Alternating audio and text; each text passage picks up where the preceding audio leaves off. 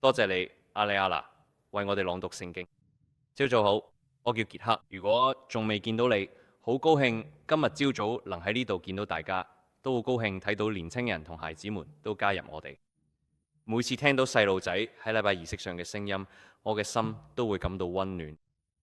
今日上晝，我哋將思考結果子呢個概念，呢個係耶穌向佢嘅門徒同我哋傳達嘅信息嘅主要主題。等我哋開始之前，一齊祈禱。天父上帝，多謝你再次賜俾我哋呢個咁美好嘅機會，可以一齊聚集，聽到你賜生命嘅話語。所以天父，我哋祈求你喺我哋呢段時間裏邊同在。當我哋去咗耶穌講嘅係真葡萄樹嘅時候，主啊，我哋祈求你喺我哋心裏邊帶嚟改變，幫助我哋當我哋常喺耶穌裏邊時，能夠喺佢身上揾到生命。我哋以上一切都係奉你愛子嘅名祈求。阿甸，好啦，我哋嚟到認識耶穌呢個講道系列嘅尾聲，而家去到約翰福音入邊耶穌最後一個，我係宣告。而約翰福音15章呢段經文就係發生咗耶穌入咗耶路撒冷之後啦，亦都係佢哋被捕、被殺、釘十字架之前嗰一晚，佢同門徒一齊嘅時候，佢喺最後一次同門徒講說話。呢篇最後嘅講道入邊，耶穌想佢哋睇下點樣可以有一個結果子嘅人生。人生其實我哋都想自己人生有成果，唔係咩？我哋都想自己有生產力，好好咁運用自己嘅時間同資源。喺香港，好多人都中意排得密密麻麻嘅行程，長工時做到多啲嚟到成就，大家都覺得呢啲就係成功嘅象徵。為咗準備好呢啲，我哋由細個就開始。你可能聽過呢個説話，贏在起跑線，係咪？贏在起跑線，一切都係由起步開始。點樣起步好重要，所以我哋幫小朋友排滿晒平日嘅補習同額外課堂，連週末都塞滿晒興趣班、運動、音樂堂咁樣。佢嘅成就越多，將來份履歷就越靚，佢就可以有成功嘅事業同豐盛嘅人生，連休息時間都唔放過。一個好嘅假期呢，都要排得密密麻麻，做晒一大堆嘅，因為大家覺得要有多啲體驗、多啲開心、多啲享受。但好多時呢種嘅生活都有陰暗面。為咗追求豐盛人生，好多人都會經歷辛勞同唔開心、失眠、壓力、焦慮，甚至覺得空虛同嘅意義。Michael Phelps 可以話係世界上其中一位最偉大嘅運動員，奧運選手同游泳選手，係睇過28面奧運獎牌，包括23面金牌，仲打破咗無數世界紀錄。佢嘅游泳界差唔多稱霸咗20年。佢諗到咁多成就，但係就算佢哋最輝煌嘅時候，佢都成日講贏咗之後會有種空虛，好似企喺懸崖邊嘅感覺。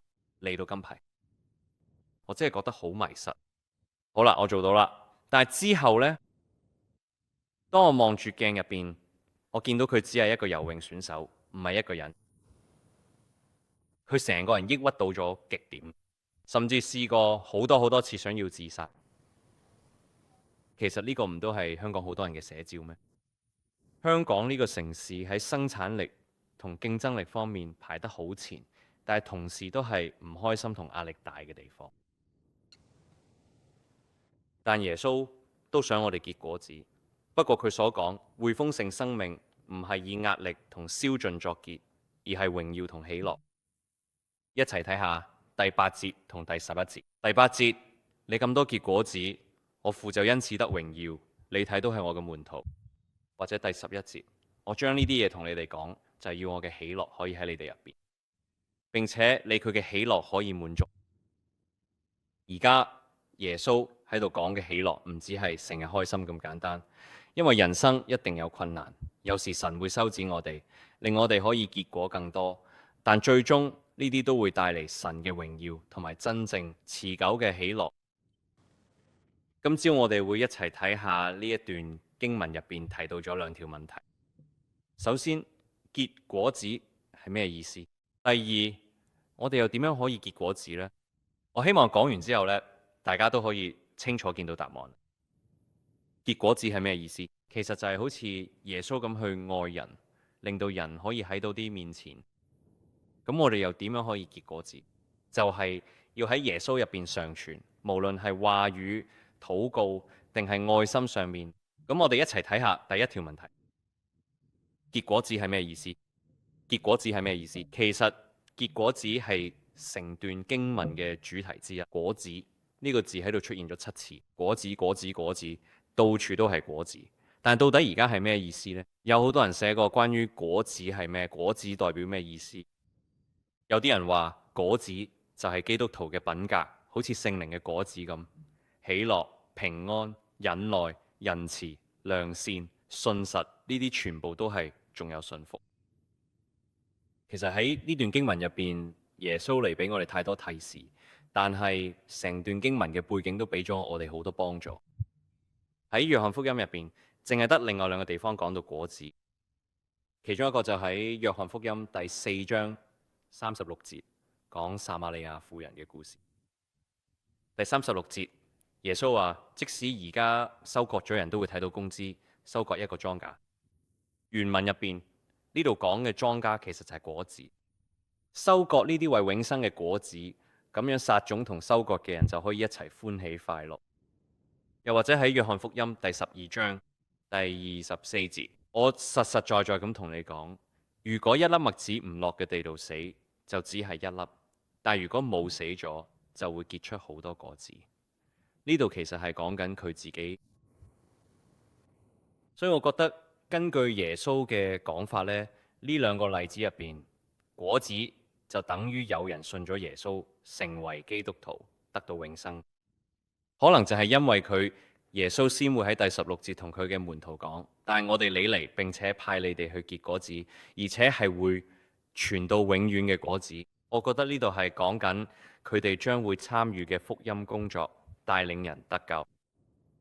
去結果子就係要出去喺其他人生命入邊帶嚟福音嘅影響，令佢哋可以攞到耶穌面前。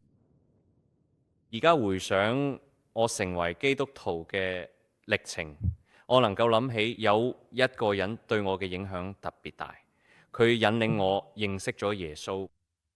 我記得我高中同學嘅爸爸，高中時期我過得好痛苦，我嘅學習成績仲唔錯，但係屋企嗰個生活卻一團糟，太可怕啦！我記得當時我為此對上帝感到憤怒，但係乜嘢阻止咗我完全否定上帝同基督教信仰？就係嗰個人，我同學嘅爸爸，佢係香港一位好有名望嘅精神科醫生，佢老婆係一位好有成就嘅律師，2個都好成功、好忙，但係佢哋對基督教信仰非常虔誠。每個星期5，佢都會叫咗個仔帶埋班上幾個男仔，包括我，去咗屋企一齊溫書。因為嗰陣時啱啱係公開試期間，嗰段時間我哋會玩電腦遊戲，又會食薄餅。之後佢每個星期5晚都會同我哋做一個簡短嘅聖經研習同埋靈修。而家我已經唔記得佢嘅聖經研習教過我哋嘅咩，我都唔記得。我哋喺嗰度仲做過啲咩，或者我去過幾多次。但我好清楚記得呢位爸爸對我影響好大，佢真心關心我哋，佢對佢個仔嘅朋友都好慷慨、好熱情。佢令我開始對呢個男人所信嘅基督教產生好奇。呢件事令我對耶穌開放嘅，亦都令我更加接近聖經。其實仲有好多其他人都喺我信仰旅程入邊扮演嘅重要角色，佢哋一齊努力，結果都結出嘅果子，因為其他人都因為佢哋嘅行動而被帶領去認識耶穌。但係結出果子其實都係關於佢哋好似耶穌咁去愛人，愛都係呢度另一個關鍵字。成段經文入邊，愛出現咗9次。愛愛愛，成段經文都充滿住愛，而愛嘅模樣呢，就係耶穌點樣去愛我哋。所以第12節話，我嘅命令就係佢，你睇要彼此相愛，好似我愛你哋嘅。冇人嘅愛會大過呢樣嘢，就係為朋友捨命。耶穌用個釘十字架示範佢哋嘅愛係點樣。呢種愛係自我犧牲嘅愛，係放低自己利益，甚至連自己條命都可以犧牲，為咗其他人嘅好處同生命，佢結出果子或者話有果效，究竟係咩意思呢？如果我哋將兩個概念放埋一齊，其實就係話愛耶穌，亦都好似耶穌咁去愛其他人，咁樣就可以帶領佢哋去到耶穌面前。重點係幫助其他人認識耶穌，等佢哋都可以學識去愛佢同愛其他人。其實我朋友嘅爸爸唔係嗰個直接同我解釋福音令我信主嘅人，係有其他人做嘅呢件事。但係佢對其他人、對佢仔嘅朋友嘅愛，係被耶穌嗰種犧牲嘅愛所影響。呢種愛帶領咗我去認識耶穌。咁我哋而家做得點啊？你而家結果子嘅情況又點啊？你有啲好似耶穌咁去愛其他人呢？有冇帶領佢哋去認識耶穌呢？定係我哋需要神嘅修剪我哋呢？可能我哋已經唔記得嘅人生嘅真正目的，我哋花咗太多時間同精力去追求其他形式嘅成果，太專注於自己嘅成功、名聲、財富、自己嘅安全感、生活方式同人生經歷。如果我哋係屬於葡萄樹，神就會修剪我哋。神嘅子民以色列喺詩篇90篇入邊被形容為葡萄樹，但係佢哋嘅結果子，因為佢哋唔係真正嘅葡萄樹。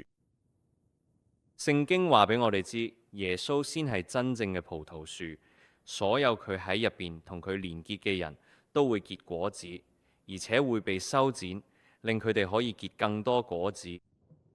所以如果我哋想活出有果效嘅人生，就一定要喺耶穌入邊。而家喺度有啲人其實唔係信徒，你嚟到呢度係因為你想了解基督教信仰，你對認識耶穌有興趣，就好似我自己咁，25年前都係咁樣開始。你今日嚟到真係好開心。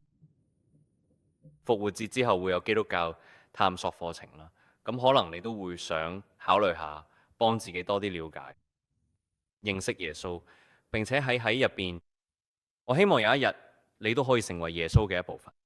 你哋喺入邊，佢都喺你入邊。希望你可以揾到並且活出一個結果子嘅人生。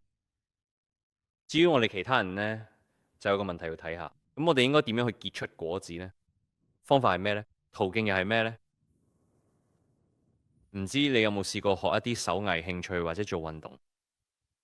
通常嘅教學書同埋佢短片，你喺 YouTube 或者 Facebook 見到嘅教學片，通常都會有一大堆你要做嘅嘢，嚟到都冇。但耶穌對於點做呢個問題，俾咗一個令人耳目一新嘅答案，就係呢個問題。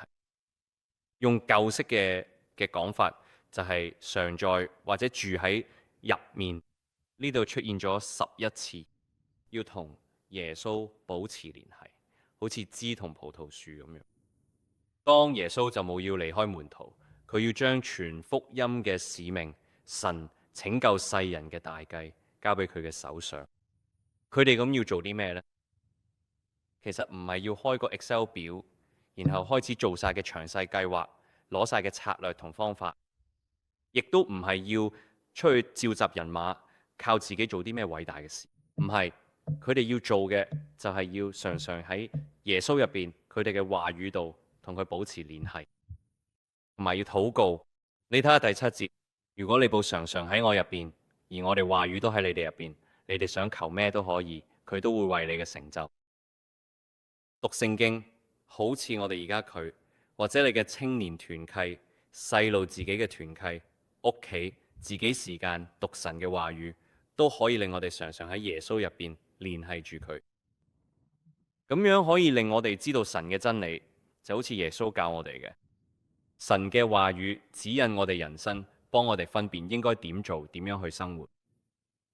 我哋都要禱告，時時刻刻倚靠嘅，凡事信靠嘅，因為耶穌永遠都會聽，佢永遠都會供應、加力同安慰我哋。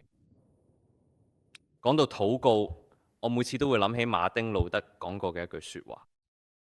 佢話：我有咁多嘢要做，所以我會用頭3個鐘頭嘅禱告。真係一個好好嘅提醒。如果佢哋耶穌俾我哋嘅力量，我哋佢都做唔到。如果唔係連接住真葡萄樹，我哋根本結唔到果子。神嘅話語都會塑造我哋嘅禱告。所以當我哋見到呢個咁大嘅應許，你哋想要咩就求佢會為你成就。咁我哋都唔會亂咁求晒自己心入邊所有慾望嘅，係咪先？我哋係要按住神嘅話語去求，照住佢嘅聖經入邊向我哋顯明嘅旨意去祈求。所以如果我哋要成日留喺神嘅話語入邊同埋禱告，如果我哋想結果子，我哋都要成日留喺佢哋愛入邊。而我哋點樣去愛人？好似之前講過，都係以基督耶穌為榜樣。第9節，正如父點樣愛我，我都照樣愛你哋。而家你睇要常常留喺我哋愛入邊。咁我哋應該點樣去愛人呢？應該係咩樣嘅？耶穌喺第10節同我哋講：如果你哋遵守我哋命令，你哋就會常常留喺我哋愛入邊，就好似我遵守咗我父嘅命令，常常留咗喺你愛入邊一樣。佢哋嘅命令係咩呢？我哋繼續睇落去第17節，呢個就係我嘅命令。要彼此相愛。當我哋彼此相愛，當我哋被加力量，耶穌喺愛嘅我哋身體入邊流動，呢份愛就會喺我哋之間流轉，亦都會由我哋流向其他人，影響其他人，令佢哋都可以喺到耶穌面前。唔知你知唔知世界上最貴嘅水果係咩？就係呢個日本嘅夕張王哈密瓜。聽講有一對賣咗500萬日元，即係大約45,000美金。呢個係2019年嘅事。聽講呢個真係一種好特別嘅水果。有人形容佢有非常濃郁嘅甜味，個味道好濃郁，好似糖漿咁。仲有一陣持久，似焦糖咁樣餘韻。佢仲帶有士多啤梨、桃、水果、雲呢，嗱嗰啲細膩果香，真係好高級嘅水果。簡直就係一種集多種味道於一身嘅生果。而之所以冇特別，唔單止因為品種，仲因為種植時落咗好多心機同埋修剪。要生產呢種水果就需要咁樣做。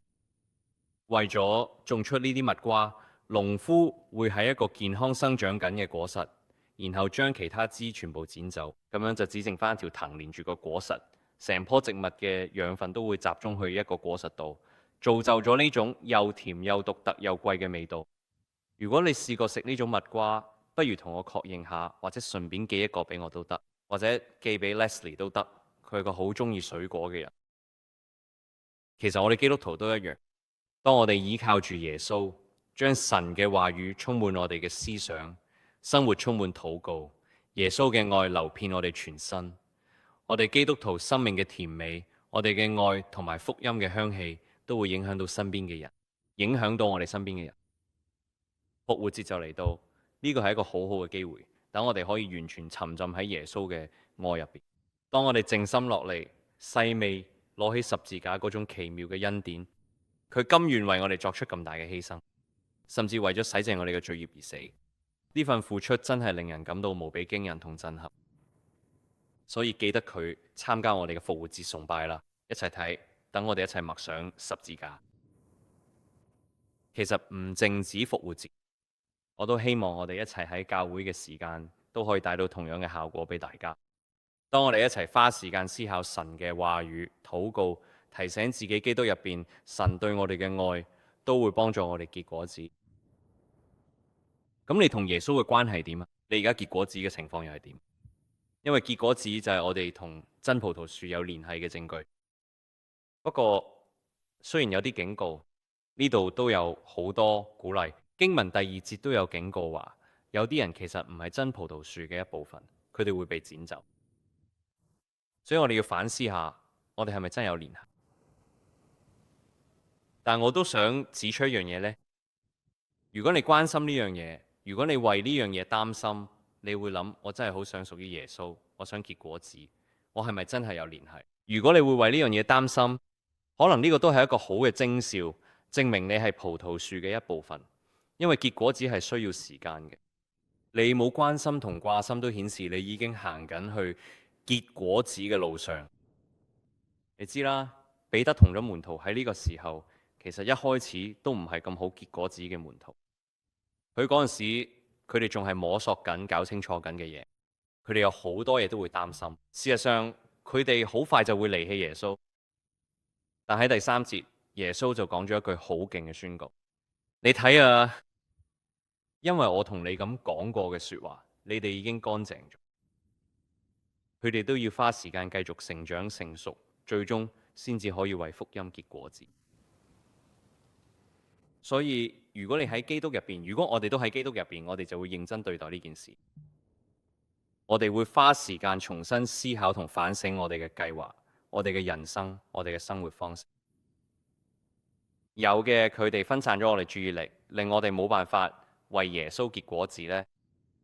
如果呢啲嘢令我哋擔心掛心，我哋都會準備好去改變，因為我哋係屬於真葡萄樹。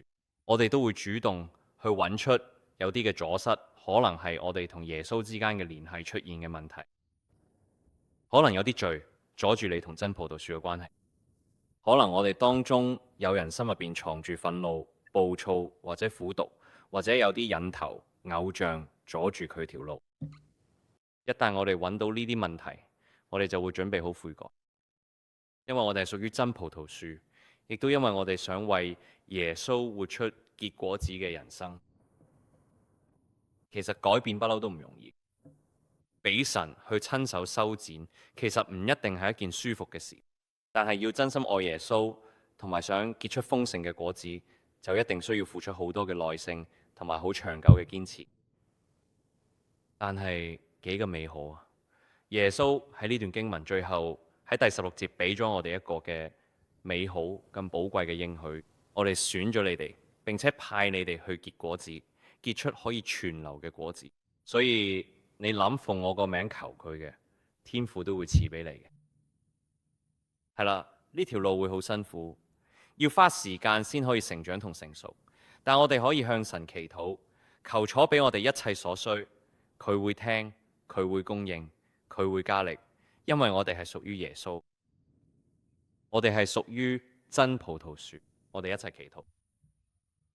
天父，我哋再次多謝你提醒我哋，耶穌就係真葡萄樹，而我哋同佢係連接住佢。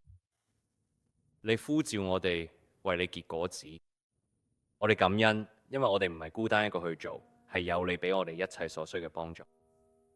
你時刻準備好回應我哋嘅禱告，供應我哋，保護我哋，加力俾我哋，鼓勵我哋。